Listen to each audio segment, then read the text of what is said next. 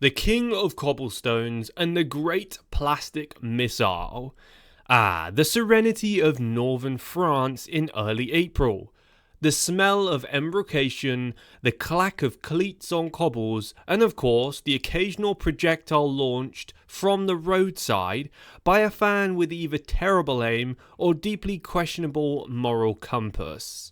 Yes, cycling guys, Paris-Roubaix 2025 had all the usual drama: crashes, cobbles, dust, and then some. Mathieu van der Poel, two-time defending champion, finding himself not only fighting his competitors and the ancient roads of hell, but also the errant water bottles of hell's very own hecklers. It happened just as Van der Poel was making his move, out of the saddle, attacking like a possessed man, ripping through the Orenburg with the force of a Flemish freight train, and then, whack! A plastic bottle, 750ml, still capped, Evian if you care, slapped it into his shoulder, startling the peloton. Twitter and the global cycling community, fans gasped. His rival smirked. Van der Poel, he didn't flinch, he just went faster. However, he did make an announcement, and in today's video we're going to be covering just that.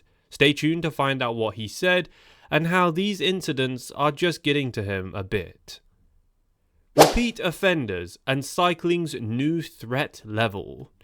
You see, this wasn't a one-off. Bottles were chucked at last year's World Championships.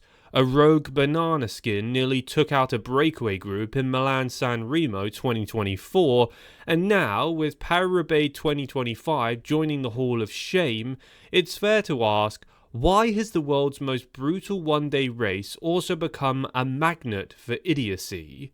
Not to mention the fan that spat at Van der Poel during his last race before Paris-Roubaix. What's actually going on? Reports say objects were thrown not once, not twice, but thrice at Van der Poel during his rampage across the cobbles. From an energy gel sachet to what might have been an iPhone. The footage is still under forensic review. The Spectators seemed hell-bent on recreating their own Tour de France. The legal takedown tour. Hugh Van der Poel post-race, helmet off, dust covered and visibly irritated, speaking to reporters with an eloquence only a man who has just avoided being bottled on global television could muster. Quote, "This can't keep happening. We ride 250 kilometers over cobbles, risking our lives, and now we have to dodge litter from the crowd too. I will pursue legal action if it happens again." Oh, the gloves are off, and apparently so are the kid gloves in dealing with spectator misconduct. French authorities have launched an investigation, not that it would come to anything, but the CPA, known as the Cyclist Professionnels Associés, has pledged legal support. The UCI, well, they're considering forming another working group as usual. Under French law, intentionally throwing an object at a competitor during a sporting event can count as aggravated assault. Convictions could land you in prison for as long as 3 years.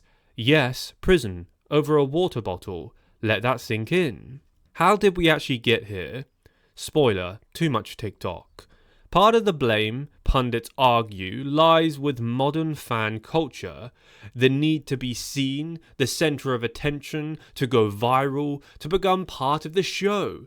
In the age of GoPros, influencer clout, and live-streamed stupidity, we've accidentally bred a new species of cycling spectator.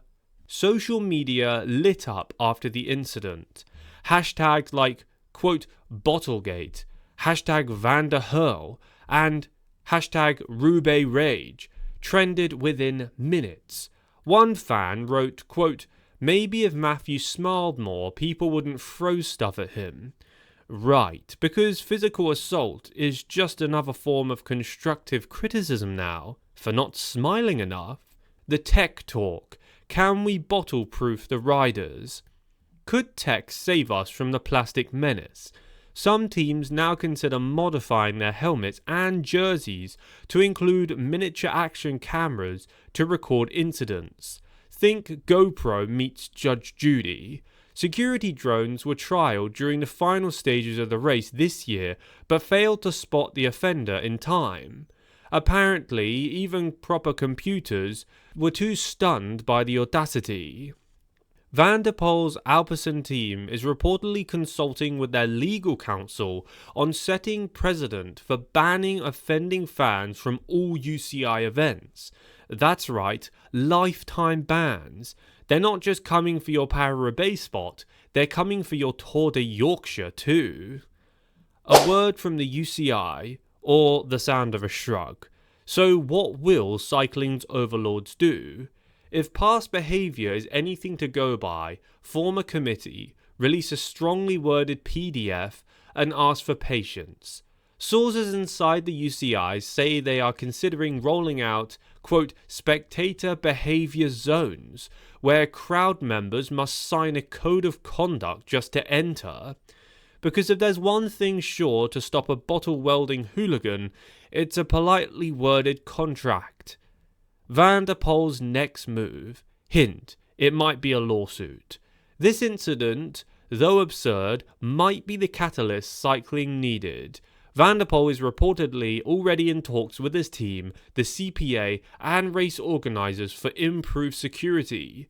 There are rumours of a legal strategy named, quote, Operation Cobble Court, aimed at making these types of examples of offenders find justice.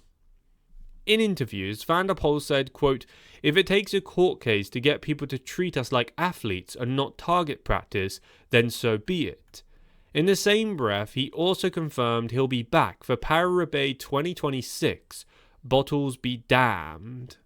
The grand conclusion. Cycling fans, do better. So here we are in 2025 with a race that's older than your grandma's coffee table, still teaching us basic etiquette. Don't throw things at the cyclists, don't be that person, cheer, scream, wave flags, wear banana costumes, but for the love of Eddie Merckx, leave your water bottles on the ground. The message from the peloton is clear. If you throw something, they will throw back, with lawyers, and in Mathieu van der Poel's case, probably also with an attack at 55 km an hour that turns your misjudged moment of glory into a viral clip of karmic justice. Until then, let's hope that Paris-Roubaix 2026 focuses more on epic racing and less on projectile avoidance drills, because frankly, the only bottles we want to see at the finish line are full of champagne and not flying through the air at the reigning champions. This has been pretty difficult, as after all, Van der Poel has had to deal with being spat at, having multiple things thrown at him, and at this point it seems like it is almost every single race. God only knows how Mathieu is willing to stay this calm and actually ends up continuing the race. Probably because he knows he's better than all of it, but at the end of the day, it gets to a point where investigations must be taken seriously, and people like the UCI need to look deeper into this to find out who is doing it and why they are. In my personal opinion, it seems to be a group of people who are organised. They all seem to be targeting Mathieu van der Poel because he's now winning all the races that they supposedly wanted other riders to win. I'm not saying that these hooligans are linked to any of the other riders in the peloton, and I'm not saying that they've paid them to do this by any means. But it does seem a little weird how random strangers would go out of their way to do this to the leader of a race. For what reason?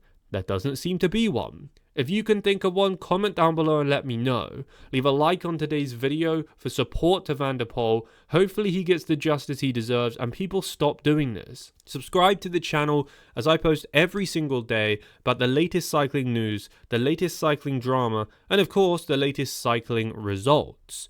People, if you are at a race or a tour and you see someone do this, you know what to do. Thanks guys, and I'll catch you in the next one.